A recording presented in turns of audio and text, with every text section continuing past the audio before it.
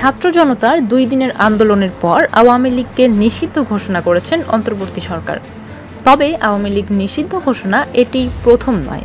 এর আগেও 2 বার আওয়ামী লীগকে নিষিদ্ধ ঘোষণা করা হয়েছিল, যার মধ্যে 1958 সালে পাকিস্তানের প্রথম সামরিক শাসক আইয়ুব খান ক্ষমতা নেওয়ার পর সব রাজনৈতিক দল নিষিদ্ধ করেন। এরপর 1971 সালের 26শে মার্চ পাকিস্তানের তৎকালীন প্রেসিডেন্ট ইয়াহিয়া খান জাতির উদ্দেশ্যে দেওয়া ভাষণে নিষিদ্ধ ঘোষণা করেছিল আওয়ামী লীগকে।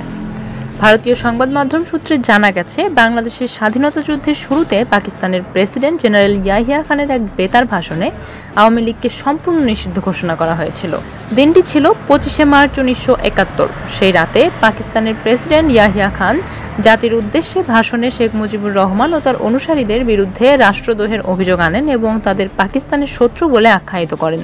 ইয়াহিয়া খান আরও বলেন, শেখ মুজিব ও তার অনুসারীরা পাকিস্তানকে ধ্বংস করতে চায়, এটি একটি অপরাধ যার শাস্তি অনিবার্য।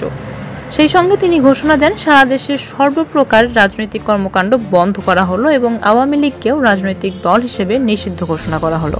তার ভাষণে ছিল সেন্সর ব্যবস্থা, সামরিক আইন জারি এবং সেনাবাহিনীকে সরকারি নিয়ন্ত্রণ ফিরিয়ে আনার নির্দেশ।